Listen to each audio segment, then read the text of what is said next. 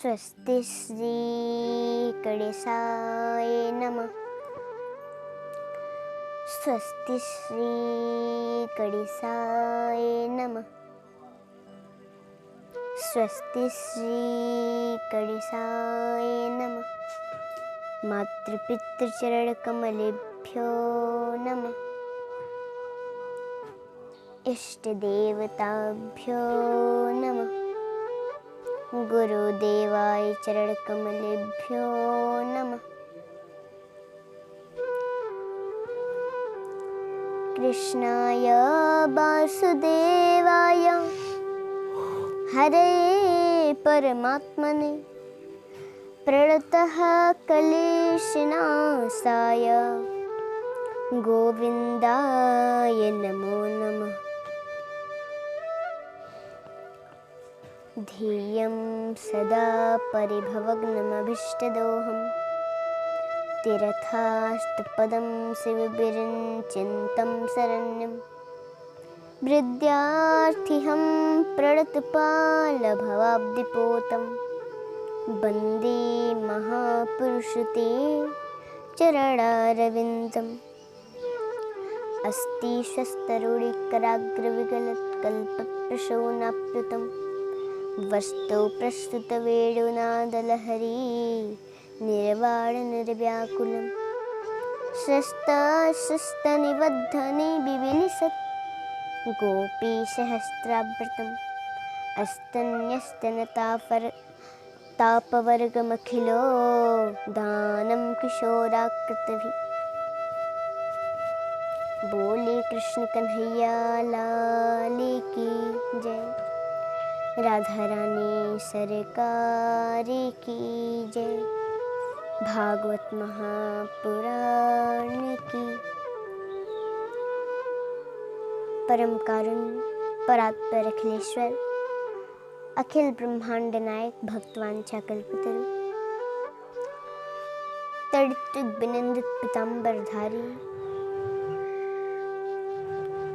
श्री बालकृष्ण लाल का वांग्मय स्वरूप श्रीमद् भागवत महापुराण।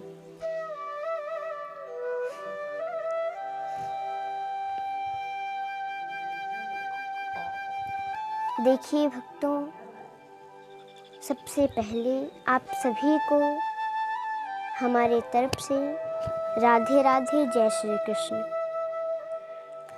और YouTube चैनल के माध्यम से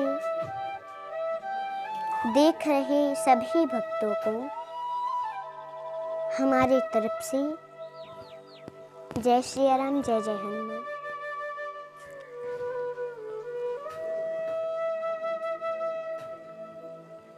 देखिए, हम आप लोगों को श्रीमद् भागवत जी की कथा सुनाने जा रहे हैं और हम आप लोगों से ये नम्र निवेदन करना चाहते हैं कि आप लोग इस कथा को बड़े ध्यान से सुनिए, क्योंकि जो दुनिया की संसार की जो बातें हैं इससे कल्याण नहीं होगा भक्तों। जो मैं आप लोगों को सुनाने जा रही हूँ यही एक है, कल्याण हो सकता है, भगवान मिल जाएंगे इससे। और ये भी सुनने का हमेशा अवसर प्राप्त नहीं हो पाता, क्योंकि भागवत जी में कहते हैं भाग्योदयेन बहुजन्म समर्जितेन सत्संग मंच लभते पुरुषो यदावे। जब अनंत जन्मों का पुण्योदय एकत्रित होता है, जन्म जन्मांतर का, कल्प कल्पांतर का, युग युगांतर का जब पुण्योदय एकत्रित होता है, तब ऐसे शुभ अवसर प्राप्त हो पाते हैं, नहीं तो नहीं हो पाता। तो इसलिए आइए हम सभी लोग भागवत जी के महात्म को श्रवण करें और महात्म के प्रथम श्लोक का गान करें। सच्चिदानंद रूपाय विश्वोत्पत्त्यादिहेतवे तापत्रय विनाशाय श्रीकृष्णाय वयं नमः। सत, चित और आनंद। सत्य माने जो त्रिकालाबादी सत्य है, जो आदि मध्यांत सत्य है, जो अपरिवर्तनीय सत्य है, उसे हम सत्य कहते हैं। चित्त माने प्रकाश, जो अपने प्रकाश से दुनिया को प्रकाशित करता रहता है, जो प्रकाश स्वरूप है, जिनकी कृपा से सूर्य में रोशनी है, उन्हीं की कृपा से चंद्रमा में शीतल्य भी है। उन्हें किसी से प्रकाश लेने की जरूरत नहीं पड़ती। उधार किसी से प्रकाश लेने की उन्हें आवश्यकता नहीं पड़ती भक्तों। वो तो स्वयं प्रकाश स्वरूप है। पुष्पों में रंग वही है तो सुगंध भी वही है, इसलिए उसे हम चित्त कहते हैं। और आनंद मतलब जो कभी खत्म न हो और जिससे कभी मन न भरे। भक्तों, आनंद की व्याख्या तो बहुत अद्भुत है।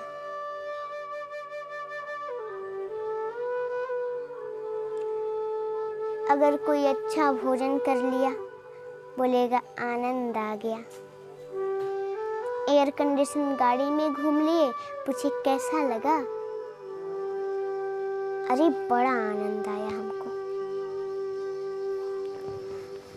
अब एयर कंडीशन एसी वाले कमरे में सो गए। किसी ने सुबह पूछा कि कैसा लगा, क्या बताएं, बड़ा आनंद आया। बताया नहीं जाता हमसे, बहुत आनंद आया। लेकिन ये आनंद नहीं है जो आनंद सिंधु सुख राशि, सी करते त्रैलोक सुपासी। सो सुख धाम राम असनामा, अखिल लोकदायक विश्रामा।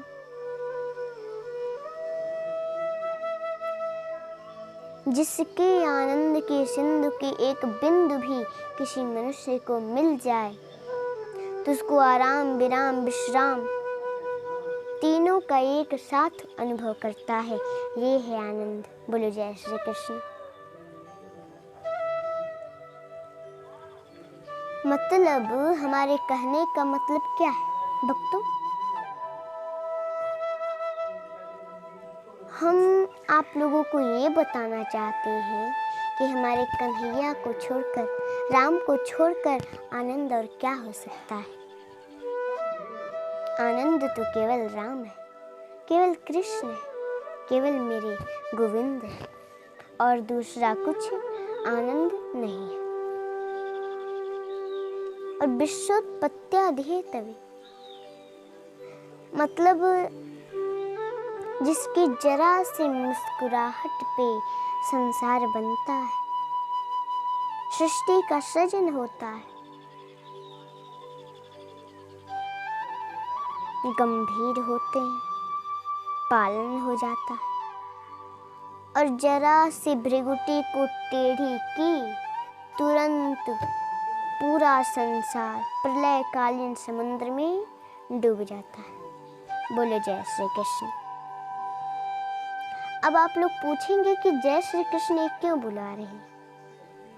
इसलिए कि निद्रा देवी कथा में बड़ा वो करती है परेशानी, तो इसलिए उनको भगाने के लिए जय श्री कृष्ण बुलवाया जाता है।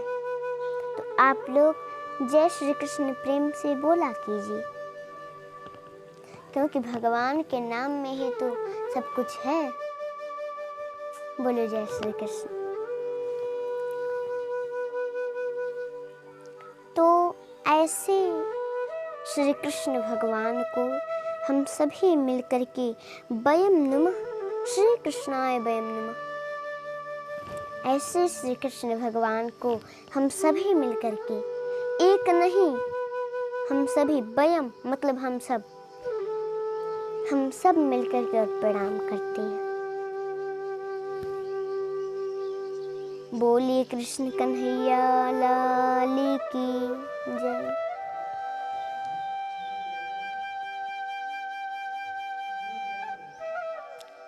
यं प्रव्रजन्तमनुपेतमपेतकृत्यं द्वैपायनो विरहकातराजुहाव पुत्रेति तन्मयतया तरवो विनेदुस् तं सर्वभूतहृदयं मुनिमानतोऽस्मि।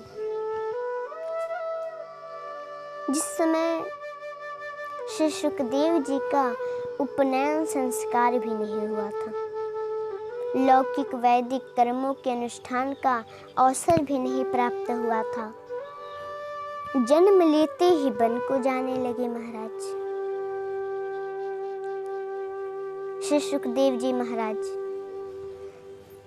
अब उनको वन में जाते देख उनके पिता वेद व्यास जी विरह से कातर होने लगे, विरह से व्याकुल होने लगे और पुकारने लगे, हे पुत्र, हे पुत्र, हे बेटा, हे बेटा, तुम कहाँ जा रहे हो?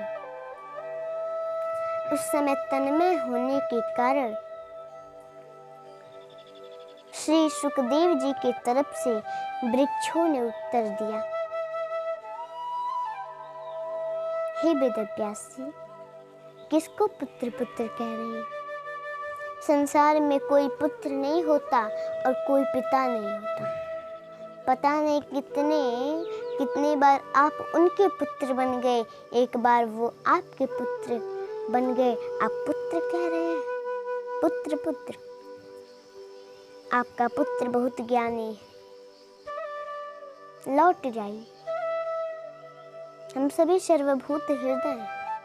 तो ऐसे सर्वभूत हृदय स्वरूप श्री सुखदेव महाराज को हम सभी मिलकर के और प्रणाम करते हैं।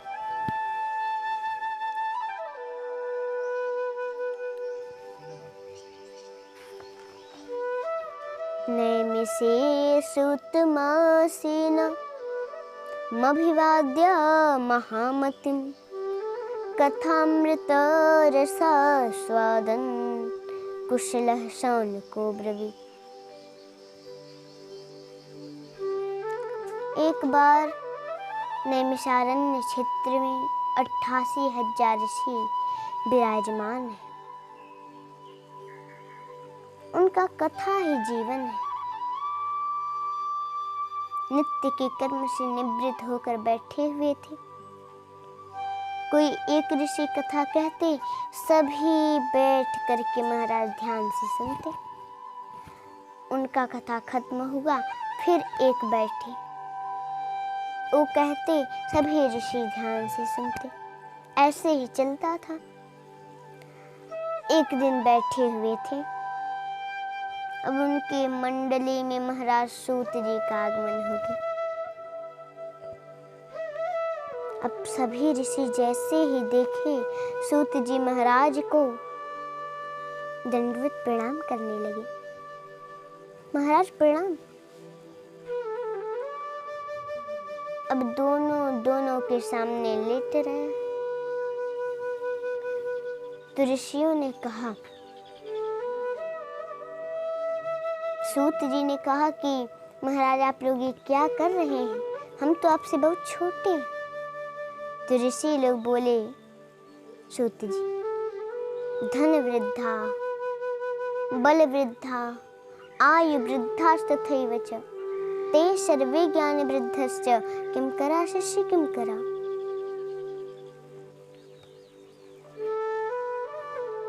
कोई धन में बड़ा होता है, कोई बल में बड़ा होता है, कोई आयु में बड़ा होता है, और वो भी धन में बड़ा कौन होता है? जो कि अपने धन के द्वारा समाज कल्याण करे। किसी लड़की का विवाह किया जा रहा है, लेकिन वो धन के कारण वो विवाह नहीं हो पा रहा। उसमें अपना धन व्यय करें।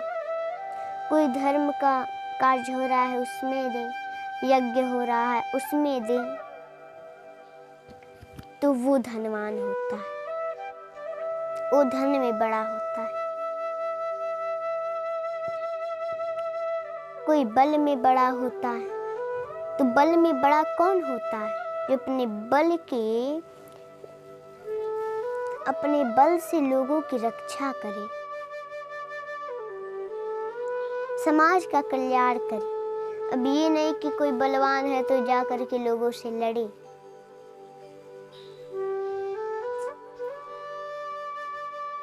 ऐसा नहीं, अपने बल के द्वारा लोगों का कल्याण करे। कोई आयु में बड़ा होता है, तो आयु में जैसे जो भी बड़े बुजुर्ग हैं, सभी लोगों को अपने बेटी बेटा पोते पोता उनको बैठा करके धर्म की बातें बताएं। अब ये नहीं कि जो पहले का मार काट होता आ रहा है उसको बताएं, जो पहले का धर्म हो रहा है उसको बताना चाहिए। वो आयु में बड़ा होता है, सभी आदरणीय, लेकिन महाराज जो ज्ञान में बड़ा होता है वो तो सबके लिए आदरणीय और पूजनीय है। और फिर आप तो अद्भुत हैं सूत जी, आप तो अद्भुत हैं। ज्ञान ध्वांत विध्वंस कोटि सूर्य समप्रभ सूताख्या हि कथा सारम मम कर्ण रसायन। सूत जी, आपका ज्ञान तो अद्भुत है। आपका ज्ञान अज्ञान रूपी अंधकार को नष्ट करने के लिए करोड़ों सूर्यों के समान है। आप हमें कोई ऐसी सारगर्भित कथा सुनाइए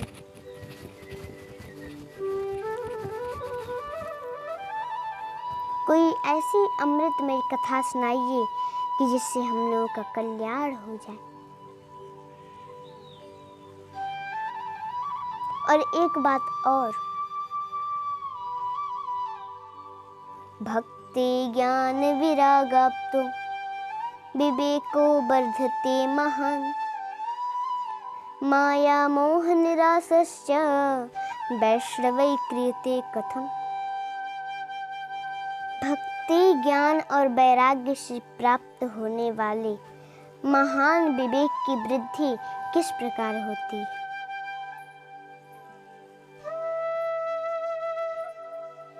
किस तरह से वैष्णव लोग इस माया मोह से छुटकारा पा करके और भगवान को पा लेते हैं।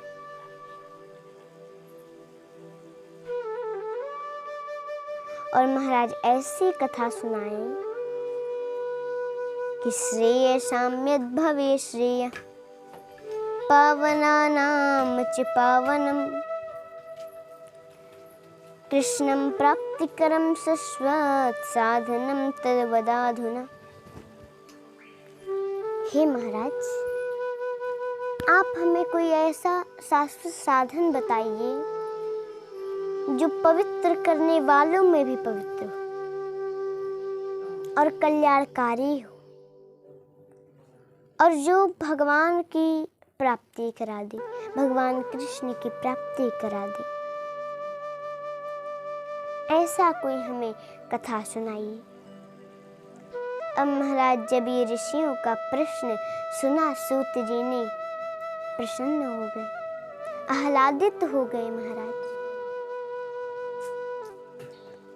और देखिए, संत जो होते हैं ना, इन्हीं सब प्रश्नों से प्रसन्न होते हैं।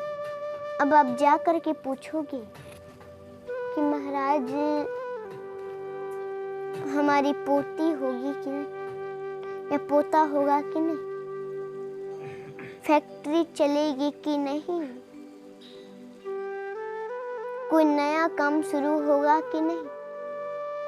तो इन सब प्रश्नों से संत प्रसन्न नहीं होंगे। जा कर के ये पूछो ना कि कन्हैया मिलेगा कि नहीं।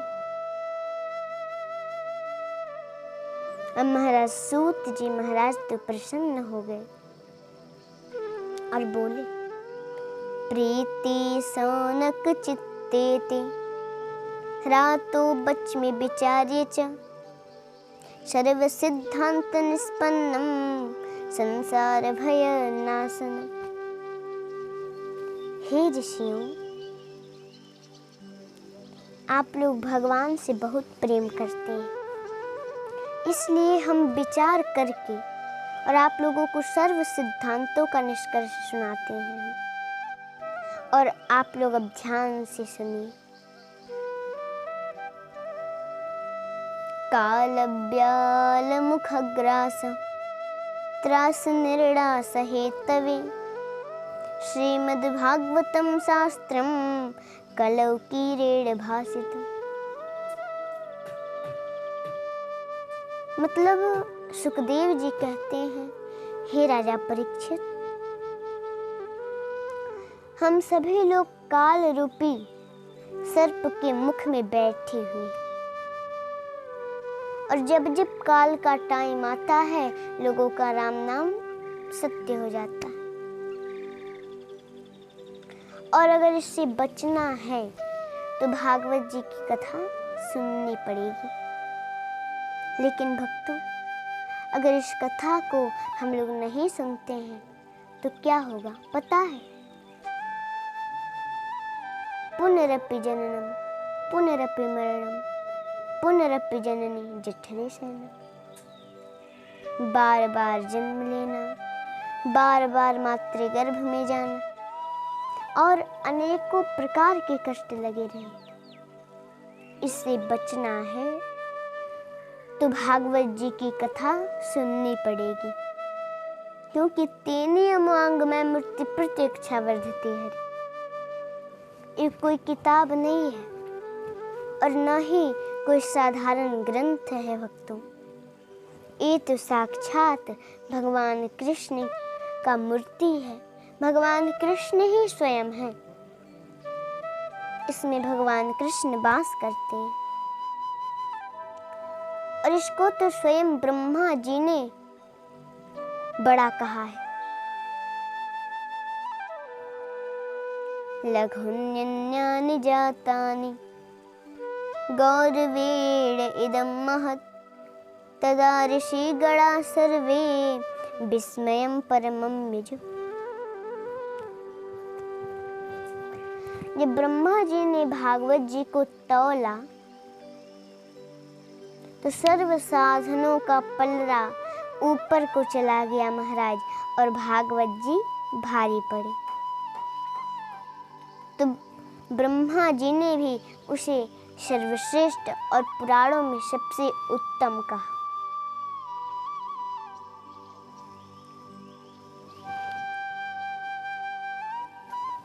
और वही कथा मैं आप लोगों को सुनाऊंगा, क्योंकि यही कथा एक बार श्री सुखदेव जी ने मुझे अपना अनन्य शिष्य मानकर और सुनाया था, और वही कथा हम आप लोगों को सुना रहे हैं। एकदा हि विशालायां चत्वारे ऋषयो मला सत्संगार्थ समायाता दृश्यस्तत्र नारदम्।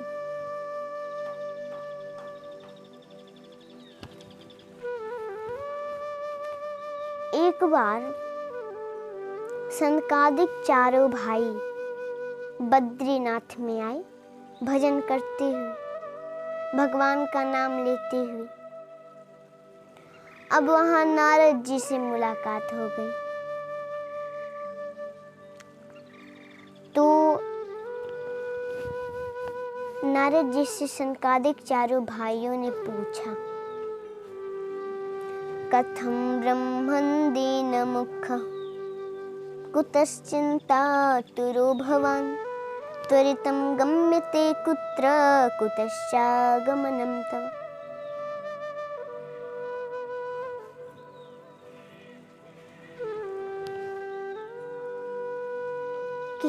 नारद जी, आप उदास क्यों हैं? क्या बात है, हमको बताइए।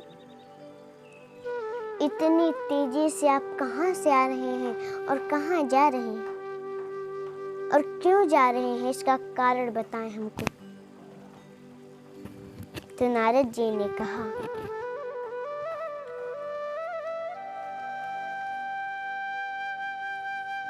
कि अहम तु पृथ्वीं यातु ज्ञात्वा सर्वोत्तमामिति पुष्करं च प्रयागं च काशीं गोदावरीं तथा। मैं सबसे उत्तम लोक समझकर और पृथ्वी लोक पर आया था।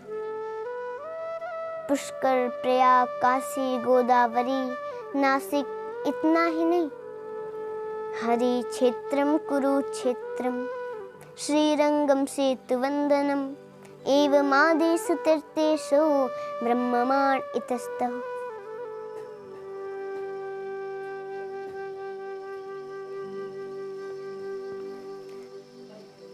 हरि क्षेत्र गया, कुरुक्षेत्र गया, सेतुवंदन, रामेश्वर आदि कई तीर्थों में मैं गया, लेकिन हमें कहीं शांति नहीं मिली। बट जब मैं वृंदावन में गया तो एक आश्चर्य देखा। एका तु तरुणी तत्र निसड़ा खिन्न मानसा वृद्धौ दौ पतितौ पात्रवेणेः स्वसंता बचेतनौ। एक युवती स्त्री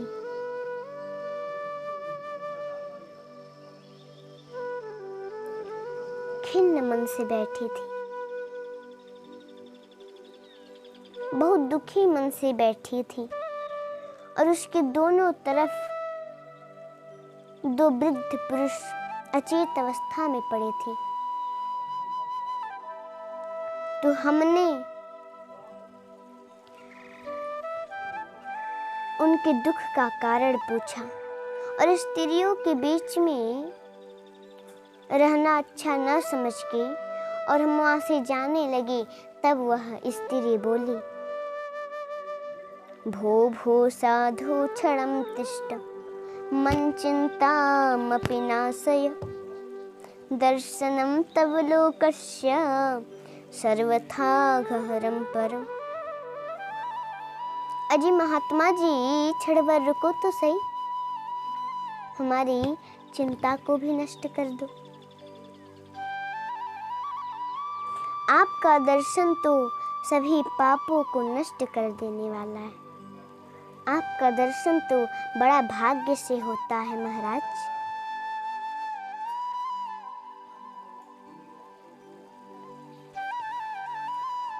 तब मैं उससे स्त्री से पूछा कि तुम्हारा नाम क्या है? तब वो बोली, अहम भक्ति रीति ख्याता इमा में तनवौ मतौ ज्ञान वैराग्य नामाना काल योगे न जर्जर। मैं भक्ति हूँ महाराज, आई एम भक्ति, मैं भक्ति। और ये ज्ञान वैराग्य है। मेरे दो पुत्र, लेकिन काल के फेर से ये ऐसे वृद्ध हो गए। द्रविड़ देश में मैं उत्पन्न हुई, कर्नाटक में बड़ी हुई, महाराष्ट्र में कहीं कहीं सम्मानित भी हुई मैं, लेकिन गुजरात में महाराज हमको बुढ़ापा ने आ घेरा। मैं बूढ़ी हो गई। बट जब मैं वृंदावन में आई तो फिर युवती हो गई, जवान हो गई, यंग हो गई। लेकिन मेरे दो पुत्र ज्ञान वैराग्य ये बूढ़े हो गए। और माँ जवान हो, यंग हो, और पुत्र जो है वृद्ध हो जाए, इससे बड़ा दुख और क्या हो सकता है। अब मैं क्या करूं, कहाँ जाऊं, मुझे कुछ समझ में नहीं आता। नारद जी,